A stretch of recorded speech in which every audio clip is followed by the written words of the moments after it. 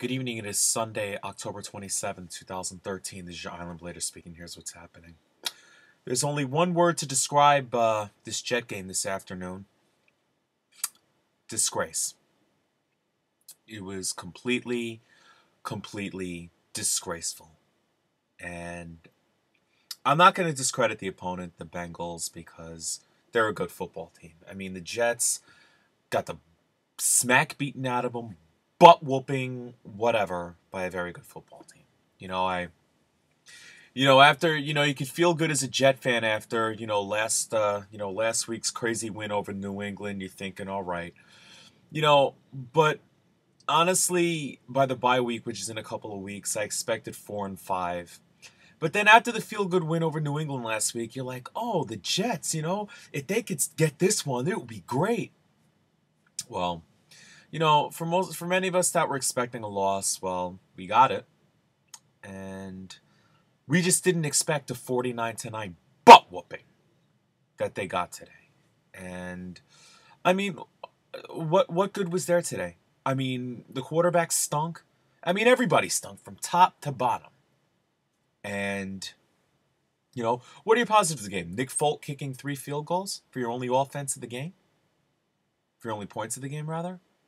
Or should you say the Jets actually forcing a couple of turnovers? They got a turnover on downs on the goal line, good goal line stand there. But I mean, really. And then what? Oh, Muhammad Wilkerson getting an interception, hitting it. Richardson kind of got a piece and it landed in Wilkerson's hands. As far as I'm concerned, obviously they're the only positives of the game because everything else, what else was good? The weather in Cincinnati? I mean, wow. The problem with this game is that it was going to be ugly. It was ugly from the start. And, on that opening drive of the game, the defense couldn't get off the field on third down. And then, of course, the key play was Antonio Cromartie getting flagged for pass interference. He apparently linked the arm of, who was it? That Sanu guy? Whatever. I forgot who it was. I mean, it seems like a lot of the Bengals' offensive weapons. I lost track. I mean, the player of the game today was, let's just say, Marvin Jones, The Jets used to have a Marvin Jones, keep the faith. Linebacker. But this Marvin Jones had a field day.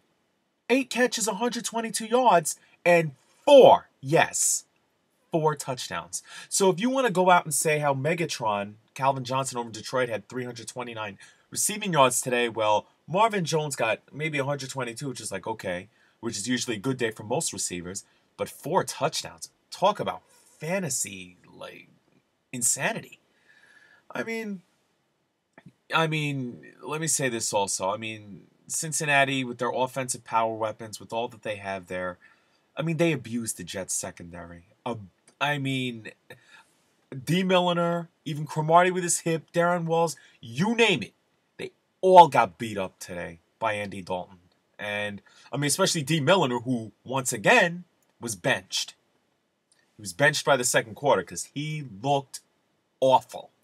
Beyond awful. And now let me get to the quarterback, Mr. Eugene Cyril Smith. He couldn't get anything done. I mean, the Jets had, 1 offensive yard in the first quarter of the game. And, when he started to get something going there, but then the moment they get something going, they keep stalling, getting 3 points. And then, and it just got uglier. And then, he's taking sacks and the offensive line's getting beat. And then in the second half, it just became laughable. And I mean, he threw 2 interceptions, both of which went for touchdowns. So the Jets defense, while they were responsible for 35 points today, joy. Geno Smith gave 14 points over to the Bengals on pick sixes by Chris Crocker and Adam Pac-Man Jones. I mean, and there were glaring mistakes too because once again, the kid is waiting and waiting. And then the receiver's standing there thinking they have no play. He throws it up and it gets intercepted. Twice that happened on both interceptions. He just waited a second or two too late. Defender jumped right on the ball and took it away and took it to the house. I mean, it was just, oh my God. Yeah, like I said, He was bad today. In fact, he was so bad. But then again, this was going to happen anyway in a lopsided game. Matt Sims saw some action. He pretty much finished out. He finished out the game there in the fourth quarter. It's a blowout, so it's like, what do you got to lose? But I don't want to hear about any calls for Matt Sims. It seems like this has come with every loss. Okay? Oh, bench Gino, fire Rex, blah, blah, blah, blah, blah. Really? It's like it's the same old crap. Because they've won, lost, lost. It's the same crap. And then they get hailed as heroes the games the Jets win. Oh, ice cold veins. Rex is the man. Blah, blah, blah. Really. Okay? Any real Jet fan, and I know I have said things about Geno, but you know what though? Look, in a rebuilding year, did the Jets expect to be 4-4? After halfway through the season, do we expect that? ESPN, the morons over there, projected them to be dead last. Oh, gee, why don't you ask Jacksonville and Tampa Bay that question? So it's just sickening that you can't look. They're 4-4. They're probably I don't expect them to do nothing against New Orleans next week, but for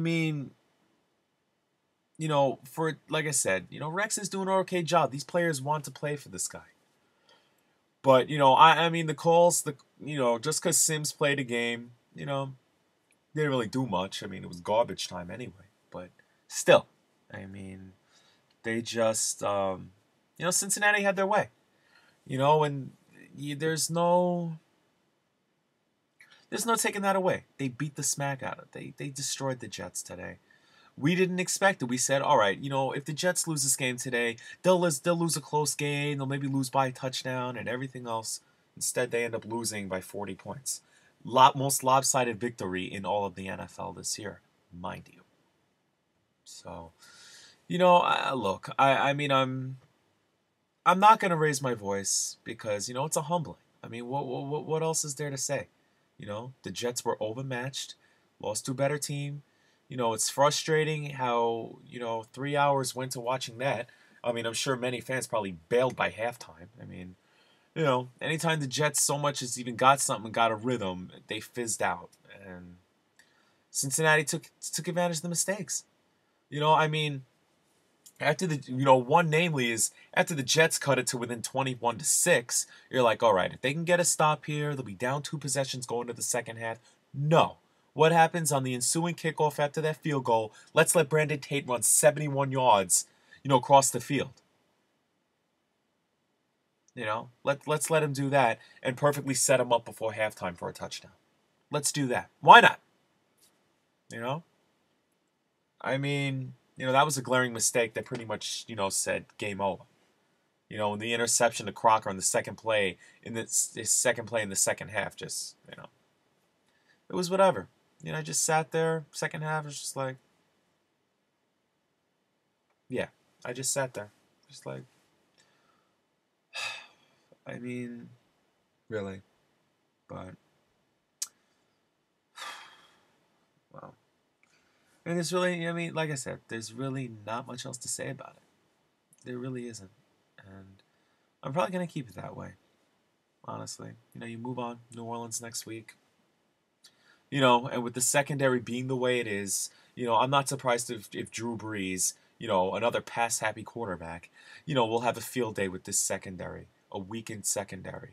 Millen has been, shown you nothing. Darren Walls, nothing. Antonio Allen, okay, he had the pick 6 for a touchdown last week. Cromartie, it's pretty clear he was hurt. He made one positive play and that was, defensing the ball. In a play for A.G. Green. Cincinnati receivers abused the Jets all day long. We're always a step ahead of them on the plays, and they just, they had their way, So, for what it's worth, it's, there's not much else you could say. And I'm rambling on for 10 minutes about crap. So with that said, I'm going to stop here for now.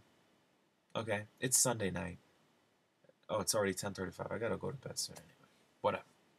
This is your Island Blader speaking. Deuces for now, and yeah, peace.